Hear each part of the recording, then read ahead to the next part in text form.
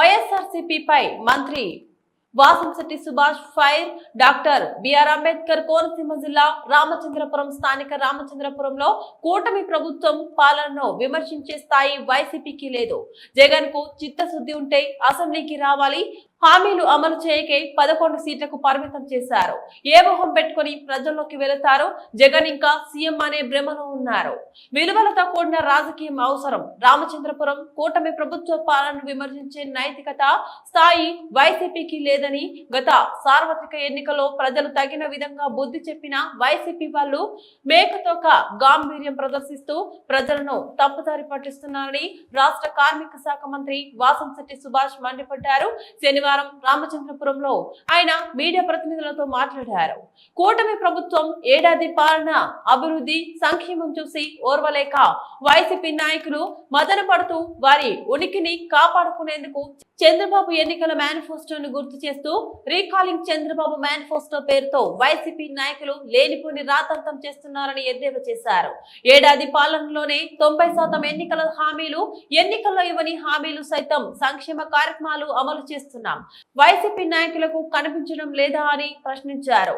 Mega DSC ద్వారా ఉద్యోగ నియామకాలు, పెన్షన్ల పెంపు, మహిళలకు దీపం పథకం, మహిళల గౌరవం పెంచేలా తల్లికి వందనం అమలు చేశాం.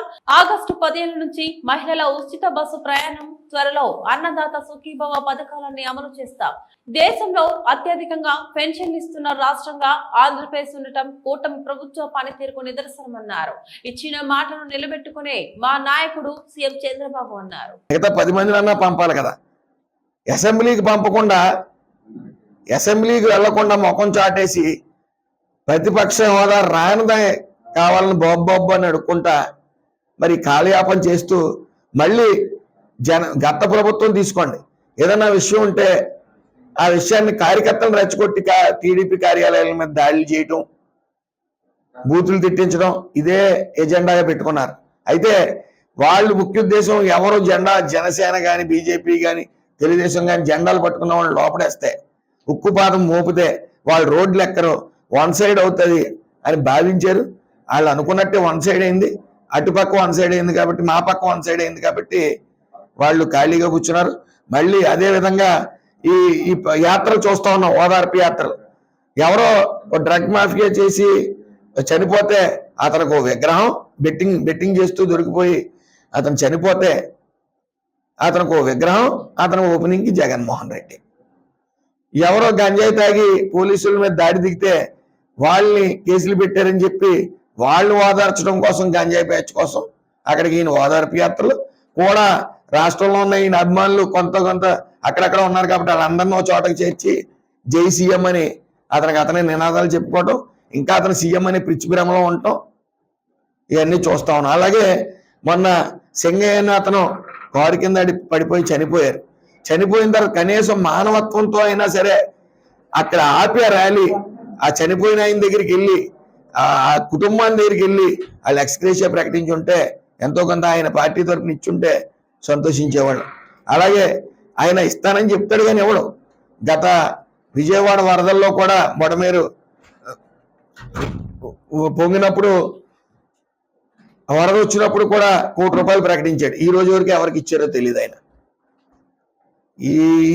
అలాగే ఈ అవసరం లేని ఓదార్పు యాత్రలు పెడుతూ జనాల్ని, ఎవరైతే వాళ్ళ కార్యకర్తల్ని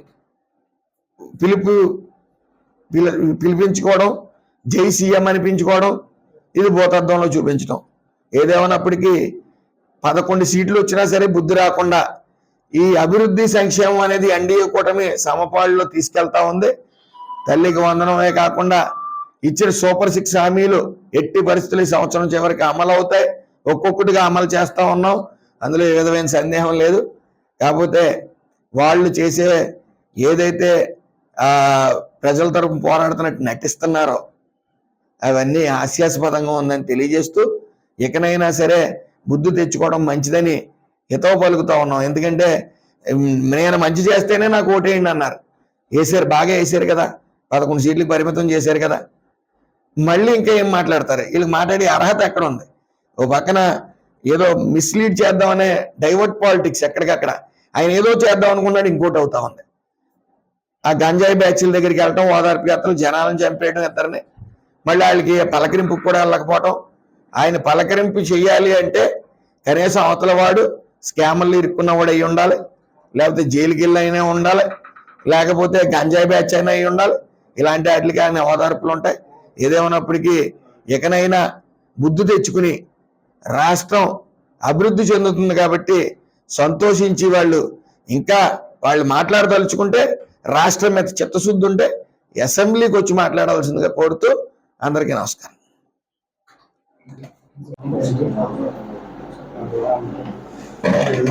రీకాలింగ్ చంద్రబాబు మేనిఫెస్టో అని చెప్పారు. Recalling Chandrababu manifesto.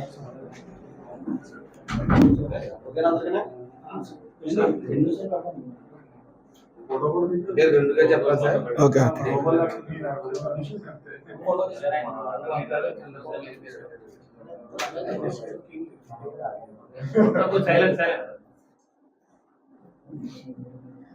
అందరికీ నమస్కారం.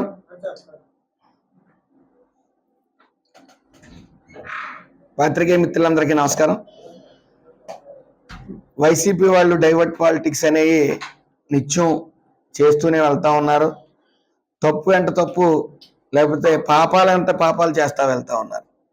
అయితే ప్రజలు మనం ముఖ్యంగా చూస్తే వైసీపీ అధినేత జగన్ రెడ్డి కొన్ని వ్యాఖ్యలు చేస్తా వెళ్ళారు ఎలక్షన్ టైంలో.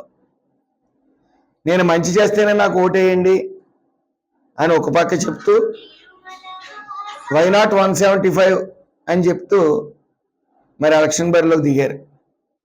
మరి ప్రజలందరూ కూడా మంచి చేశారో లేదో ఆ రోజే తేల్చి చెప్పారు, 11 సీట్లకు పరిమితం చేసి. మరి ఈ నెపంలో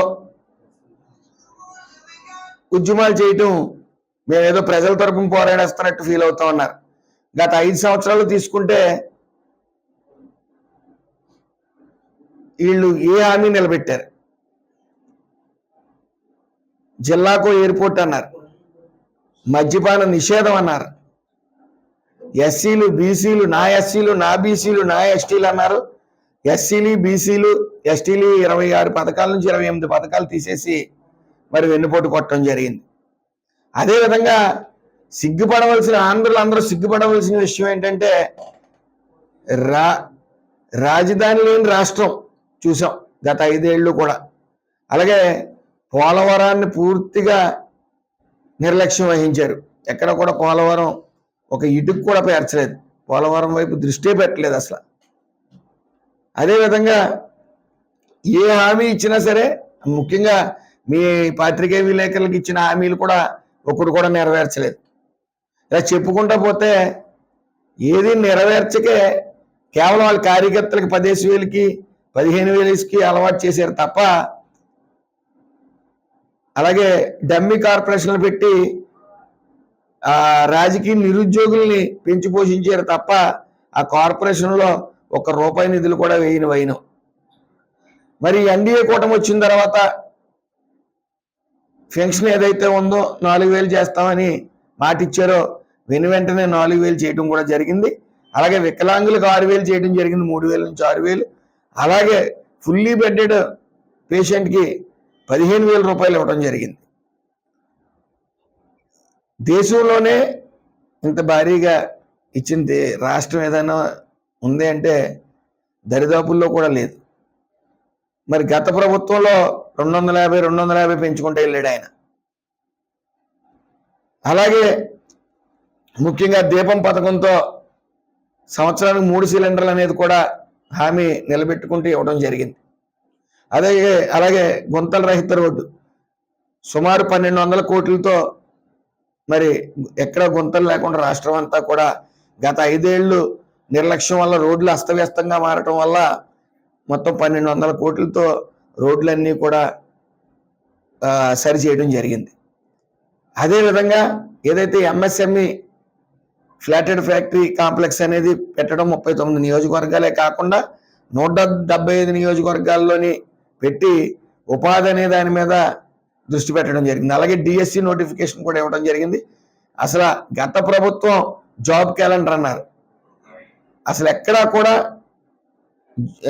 ఏ జాబ్కి నోటిఫికేషన్ ఇవ్వకపోవటం, ఎక్కడ నోటిఫికేషన్ అనేది జారీ చేయకపోవటం మరి సిగ్గుపడాల్సిన పరిస్థితి. అలాగే తల్లికి వందనం సుమారు రాష్ట్రంలో 68 లక్షల మందికి తల్లికి వందనం, ఎంతమంది పిల్లలు ఉంటే అంతమంది పిల్లలకు కూడా తల్లికి వందనం 15,000 రూపాయలు ఇవ్వటం జరిగింది. అదేవిధంగా ఈ తల్లులకి వందనం అనేది మొన్న నారా లోకేష్ గారు చెప్తా ఉన్నారు. గత ప్రభుత్వంలో ఆడవాళ్ళని సిగ్గుపడేలాగా చీరలు కట్టుకున్నావా, గాజులు దొరుకున్నావా, ఆడింగోడివా, ఇలాంటి వాటికి స్వస్తి పలకాలి, మనం ఆడవాళ్ళు గౌరవం పెంచేలా ఉండాలి, అందుకనే తల్లికి వందనం అని పేరు పెట్టడం జరిగిందని చెప్పి కూడా చెప్పడం జరిగింది. అలాగే